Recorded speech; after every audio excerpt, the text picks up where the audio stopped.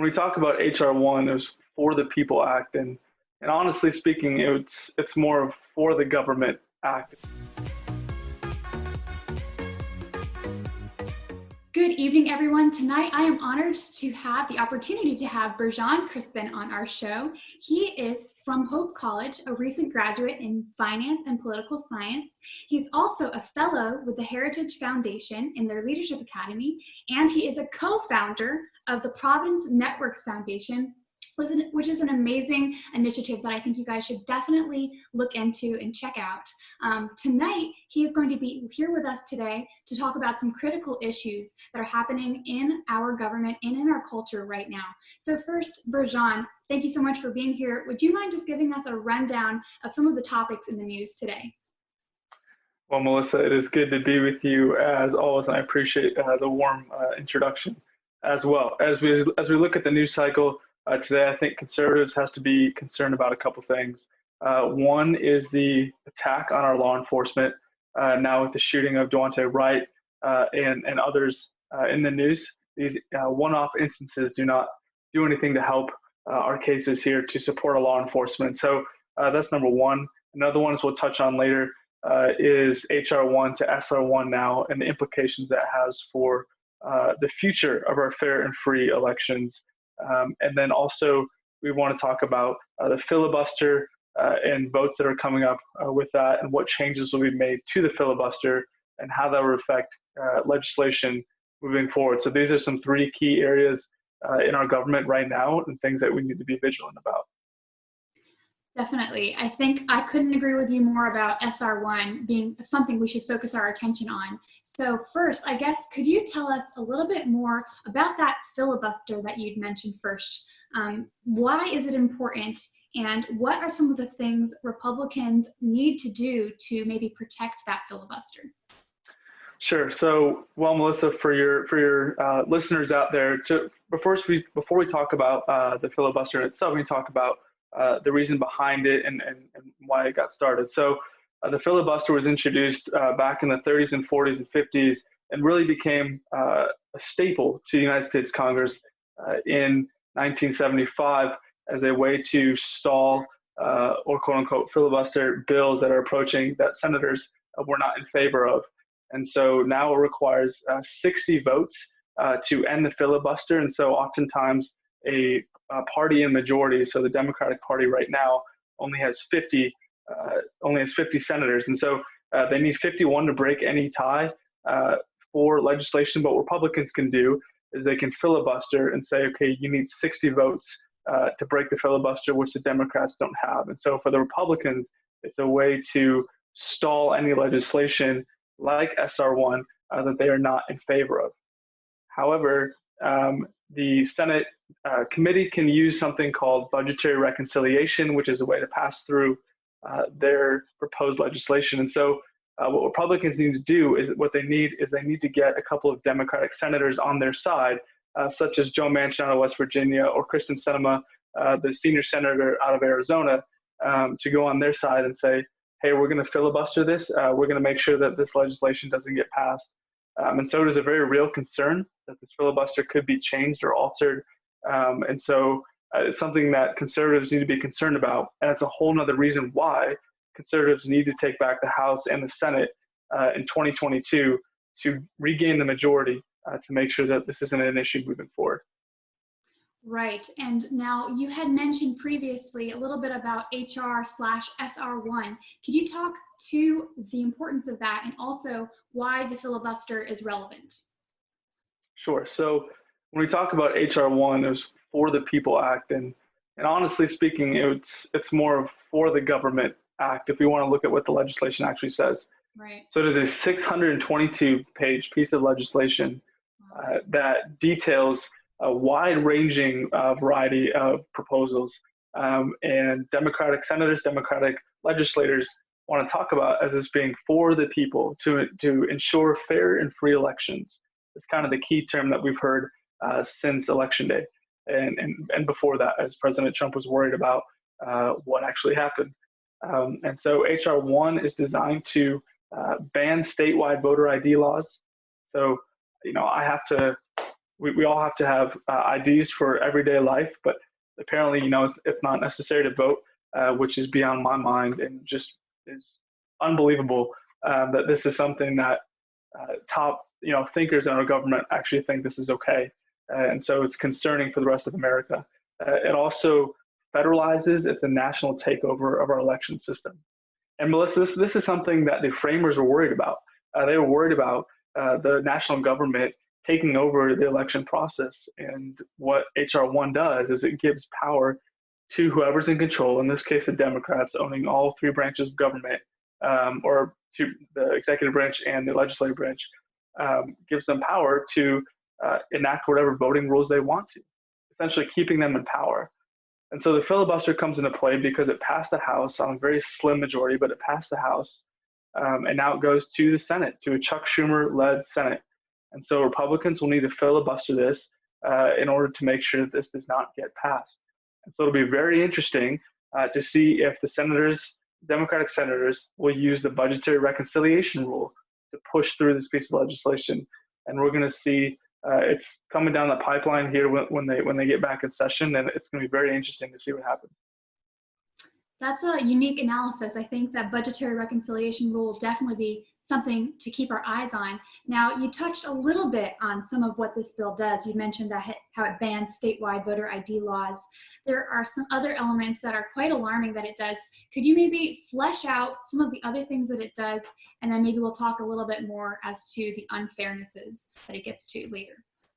Yeah, absolutely. So another thing that this bill would do if it became law is it punishes anybody who, whether it be individual or an entity, that tries to argue or litigate the results of elections. And so it's very, very concerning. This is something that you see in corrupt governments. This is something that you see on the news in far off distant lands that you think that would never happen here. And it's coming our way. If this doesn't get, it's coming our way if this gets passed. And so it's something that we need to be concerned about. Another thing it does is that it mandates in-person voter registration. So, I could go to a polling place at our local school here in western suburbs of Chicago and say my name is, Tom Smith, and I live on 100 Main Street, and they wouldn't be able to ask me to show an ID, and I could cast a vote for whomever I wanted. Then I could go down the street to a different polling place and say my name is so-and-so, and I could vote again. And so not fair and free elections. It's just giving more power and more corruption to the people in charge. Wow. And so let me just also mention another thing. So you mentioned a little bit about the voter ID laws. One of the other things that this bill would do is prevent poll watchers from cooperating with election officials to identify and challenge voter registrations concerning fraud. So you would think that if they're trying to say that they're allowing more fairness in this bill, why wouldn't they allow poll watchers to just verify that what's going on is legitimate and doing it in the right, proper manner? There's also something that's a part of this bill that says that they would punish anyone who questions the validity of a voter, and I think you'd alluded to that a little earlier, with up to 5 years in jail and up to $100,000 fine. So if you're just questioning the validity of someone, they're saying that you could be fined this astronomical fee. And it's all under the guise, right, like you said, of the For the People Act. But if these are the punishments for just trying to make it clear and valid, how can these things be consistent? Why are we seeing these destructive parts of this bill? Well, Melissa, honestly, I think we have to look at this for what it is. And conservatives have always been the party of logic and reason. It has been that way for a long time, and it will be moving forward as we're seeing now. And this bill has nothing to do with For the People, has nothing to do about equality. It has everything to do with keeping Democrats in control for as long as possible. And so it's not fair at all that this bill says that poll watchers don't have to cooperate with election officials, or you can be fined, or whatever it is. It has nothing to do with working together, and has everything to do with keeping and retaining power. Anyone who says something otherwise or contrary to that is simply not stating the truth. Right. And I can't help but mention something else that happened recently in the news with all the woke corporations now saying that they're going to be punishing Georgia simply because they're passing their own version of a bill that would try to prevent voter fraud in their state. Do you have any initial opinions as to these companies now that are taking political steps to make a statement about something that Georgia, which has the autonomy of a state to do what it did? Do you have any weigh in on that? Sure. So, majority of Americans and majority of Georgians as well are actually in favor of these voter ID laws. They want fair and free elections, and so this law passed by Governor Brian Kemp is something that is actually beneficial to the state, and I hope other states follow precedent. Some has, as Montana and Wyoming have done also since then. But these corporations protesting and Major League Baseball pulling out of the All-Star game. As a baseball fan myself, that hurts to see. We thought that was the last pure thing. America's game would stay out of politics, and they've caved to woke and cancel culture. It's all about the money. It's all about the power. Senator Rand Paul talked about, well, we'll just boycott Coca-Cola, and once they hit, once they feel that financial burden, that maybe things will change. And I think he's maybe, I appreciate his sentiment there, but I also don't think Coca-Cola is going to be affected that much if people, stop drinking it for now, just because of the massive size of the corporations. Same thing with Delta saying they're not going to hire people unless they're of a diverse community, and therefore they're putting diversity and wokeness above consumer safety. I don't care who my pilot is as long as they get me safely from A to B. And so I'm more concerned about that. And it's sad. It's unfortunate. I think the relationship and the marriage between corporations and politicians has never been stronger. And there's never been a larger incentive with the Democratic Party and with our corporations across America. And so I wish more corporations would take a stand for what's right, as we're seeing with some, but it is definitely not enough. And I fear this is going to be the trajectory moving forward unless Republicans sweep in 2022 and in 2024. I couldn't agree more. It's so just alarming about how the Delta corporation is saying that they need to fulfill these race quotas rather than having meritocracy-based hiring process.